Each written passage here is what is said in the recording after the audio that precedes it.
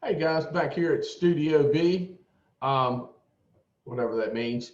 The next thing we want to look at in the ELC 231 course is what I think is just one of the best websites ever. And it's the Energy Information Administration. It's a government agency and it is the clearinghouse for any information that you're looking at related to energy. And so we're going to explore that into some detail. And I just think it's a wonderful resource. This is a place that if you were in any kind of a position to where you needed the latest and most accurate information in regard to energy issues, this is where you'd want to go. If say you're a stockbroker or you're planning for future energy considerations in terms of cost and availability, what's going on. Say you're a manufacturer and you support the oil industry or the coal industry and you need information to help you make important decisions about direction and what you're going to try to do and so forth and so on. The EIA is the place where you go. It's also a great place for us to go and look at what we are interested in. And I'm just going to walk you through that and explore it with you. And I think you'll really like it. And you'll probably just spend all weekend on this website. I know, I'm just kidding. So here it is, and I've got all the links to it and all that in the Blackboard module here. But to get there, really all you got to do is start here at eia.gov, eia.gov, and that should get you to this EIA website, the U.S. Energy Information Administration. So what we're going to do, well, let's just walk through a few things too. We've before we get specifically into what I want to talk to you about. But again, the EIA's website, it provides independent, impartial energy information, has about 50,000 visitors each day. And according to voluntary customer survey that received almost 14,000 responses in 1 week, the single largest customer segment was business and industry, accounting for a little more than 50%. So, you have people that are making their living in this world, and this is where they go. This has been the case for this site over many years of conducting these surveys. Roughly 3 out of 5, or 62%, business and industry respondents reported that they were not in the energy industry directly, but were affected by it in some way. Although EIA does not ask customers for their specific employer or field, some customers offered that information in open-ended questions. Some of the roles that were mentioned for people that go here, business roles in addition to the energy industry included commercial real estate appraisers, global logistics managers, pharmaceutical industry shippers, truckers, certified public accountants, even economics bloggers. Some respondents commented that their business depends on EIA information and that the analysis and reporting done by EIA is helpful to their work. So anyway, like I said, this website serves as the clearinghouse of current, accurate, in-depth information about the energy industry. Individuals involved with technical aspects of energy as related to power systems. It's also important to understand the enormous financial components to energy policy and its associated political and economic considerations. So here it is, and this is the general site. So when you think about energy, that's a broad thing, and it encompasses a lot of other things other than the area that we're going to focus on. But you can see over here on the right side, here's crude oil futures prices, natural gas futures prices, weekly coal production, natural gas inventories, crude oil inventories, all this kind of information that is part of the energy equation. There's these topics across the top here, gasoline and diesel fuel update, monthly energy review, recent and historical total energy statistics. There's petroleum monthly, workshop series, all this kind of stuff here that's available. Now, that's all good, but what we're going to focus on in our course is we go into sources and uses. We see it's broken up into petroleum and natural gas, coal, renewables and alternatives, nuclear and uranium, total energy consumption and efficiency, and electricity. And I think a good place for us to start is to go there. So I'd like for you to at this point click on electricity, and I'm going to pause this for just a second and let you catch up with me.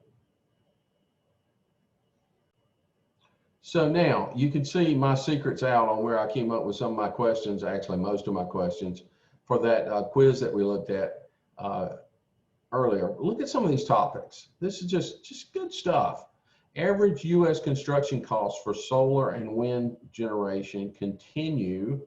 And so here's a story, September 16th, talking about how construction costs for solar and wind generation continue to fall. Okay, that's a big deal if you're working for a power company, right? And you're trying to make decisions on future generation. What else did we see there? Something else sort of jumped out I thought was kind of interesting. When we were talking about in our quiz, we were talking, we quickly referenced nuclear power. Here's a story about U.S. coal-fired capacity and utilization decline. Operators consider, let's see what this is saying here. If it's going to come up, mine's a little slow here. Here we go. Consider seasonal operation. Okay, so what does that mean? Well, I haven't read this, but it sounds to me like maybe since this coal generation continues to decline, maybe the Duke Energies of the world are considering maybe they're not going to run them year round. Okay, maybe they're just going to use them when they need them, perhaps in the peak usage time, like summer for cooling and winter for heating. Here's a story. South Korea is one of the world's largest nuclear power producers. Okay, story about that. Here's a story. Let's see if this will come up. Yeah, here we go. And this is back to what we were looking at earlier. We were looking at the top, the top producers of nuclear power. We're at the top, and then France, China, Russia, South Korea, and total number of reactors, so forth. That's kind of where I got that information earlier from this, to try to keep it current, because that's August 2020. And then here's another. I think this is, all of these are interesting. Here, the United States sets record for daily natural gas power burn in late July. Here's another story. In 2019, 9 of the top 10 U.S. generating plants were still nuclear power. And here they are. Here's those plants. In general, when you look at a nuclear reactor, you're looking at about a gigawatt or 1,000 megawatts per reactor. So if you're looking at this Palo Verde in Arizona, they probably have 3 functioning reactors there. Probably the same thing there at this Browns Ferry in Alabama. And here's Oconee in South Carolina. But anyway, just really good information that we are going to be utilizing a lot of. So at this point, I'm going to pause again. And I want you just to explore some of these current issues and trends and sort of navigate that a little bit. And then before I leave, why don't I show you this? I want you to explore this too.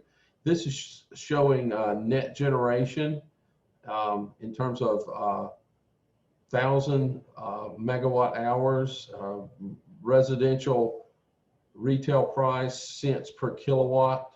You know, we were talking 12 to 13 cent. You know, so just explore this a little bit. Coal consumption minus 17%, you know, change from last year. That's a big drop, isn't it? 17% drop in a year's time.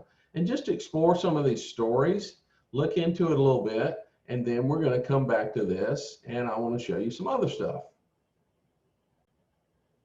Okay, the next thing I'd like for you to look at, and this is one of the neatest portions, I think, of this website, and I've got some other stuff we'll get into in a little bit, but let's see if I can find this. This is this is the one I want to show you. I can't remember. I haven't looked at this in a while. Let's see if this is right. U.S. Energy Mapping System.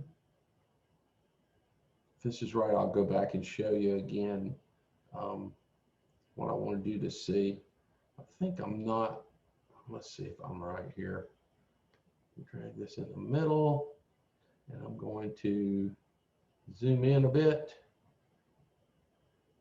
There we go. That's what I wanted to do. Okay, let me back out. I want to show you this, and then I want you to get there with me. Okay. All right, I want you to go to this this same page we were on.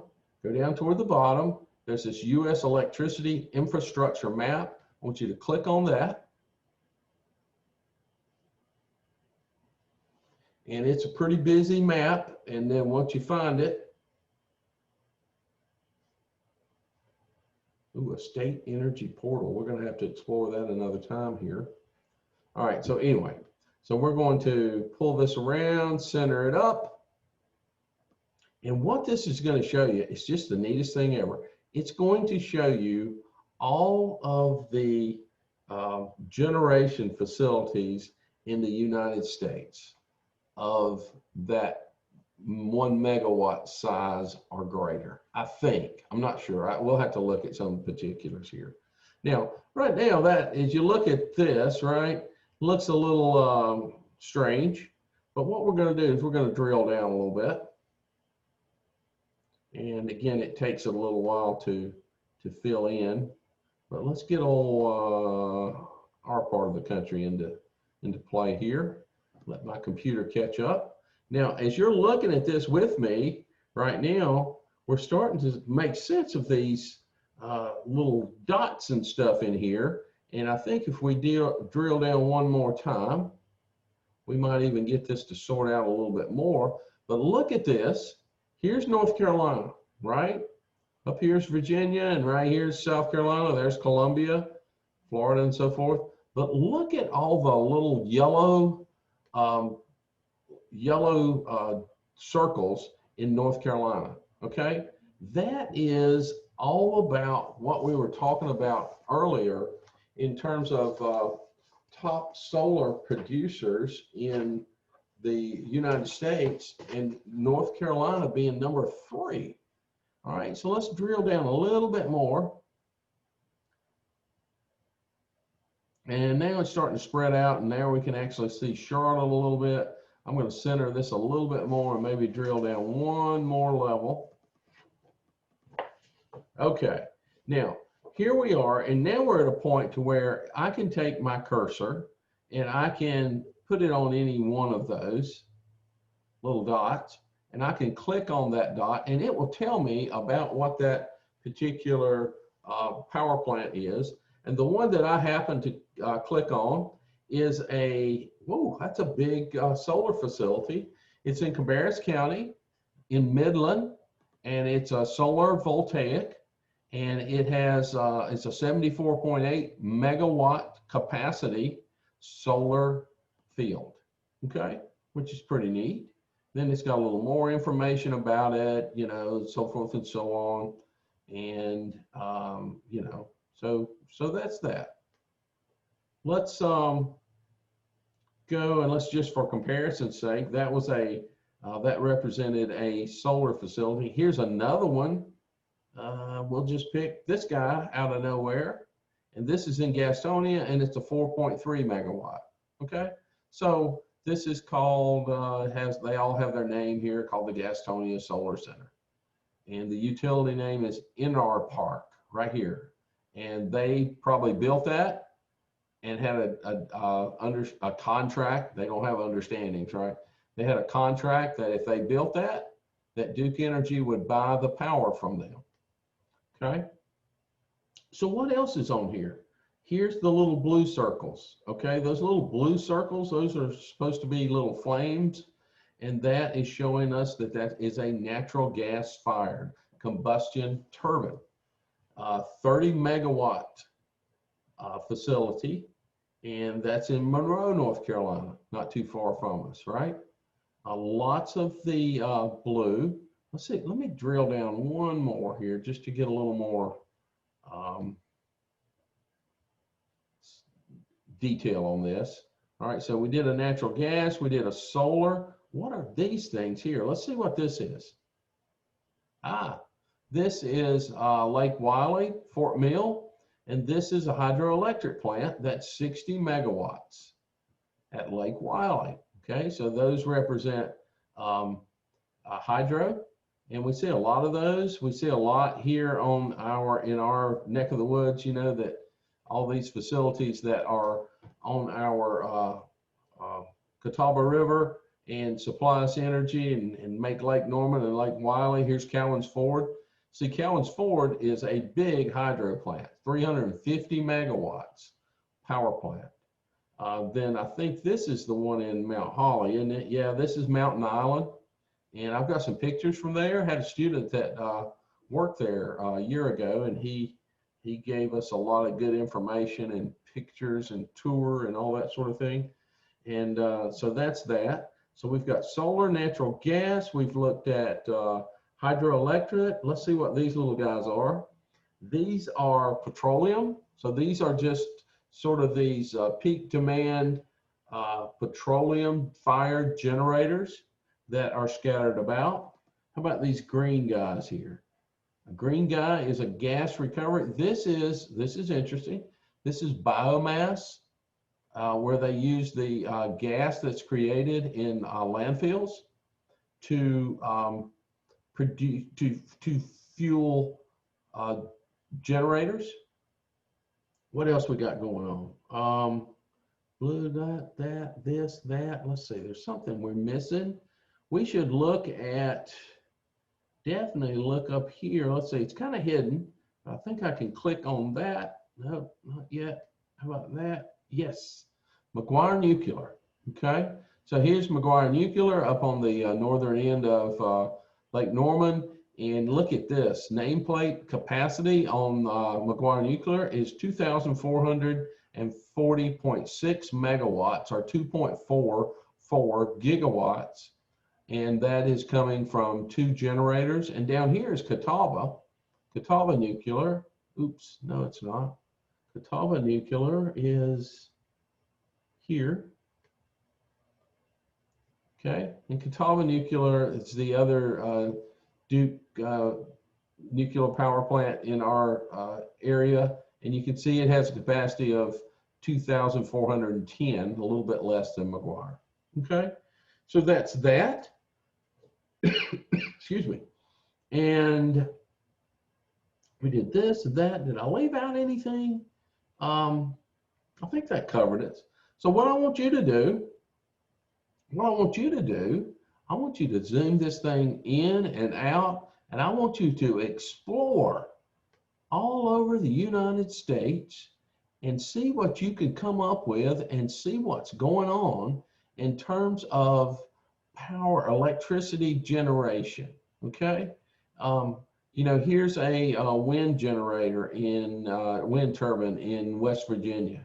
All right, and then what's neat, and hopefully, you know, I'm on a small little MacBook Air here, and I hope what you have is you know, maybe a big screen, and you can get this thing all blown out. Now, normally, if we were in class, I'd have this projected up on the screen, and we could really get into some detail, and we could pull back from at a different level, and we could see a lot of this stuff. Look, when we talk about wind generation, look at all those wind turbines in Oklahoma, right?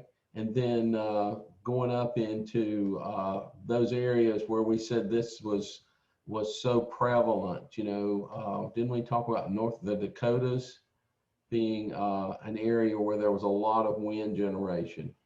So you're seeing that there. Look down in here, goodness, just full of those turbine symbols. So anyway, look at all this natural gas in here. Different energy profiles across the United States, different preferred methods for to power the generators in different parts of our country. So what I want you to do is I want you to go, and I just want you to explore this and see what you can learn and get familiar with it. And then I'm going to stop this video, and then I'm going to come back with video 2, and then I've got some specific stuff that I want you to do then. Okay, but for right now, just go have fun and look at this. There is a expand on the screen there, and if you've got a nice big screen at home, you can get this all blown out here, and you can really start to look at this from a national perspective, and just see these areas and what's important in those areas. Okay, so get into it, have some fun. I've got some specifics I want to ask you about some of this. Here's one I don't know. What is this? This is, geothermal. We hadn't even talked about that. Geothermal, don't have a lot of that in this part of the world. But anyway, I'll shut up now. You guys get in here, explore this, and then we'll follow this up with a second video.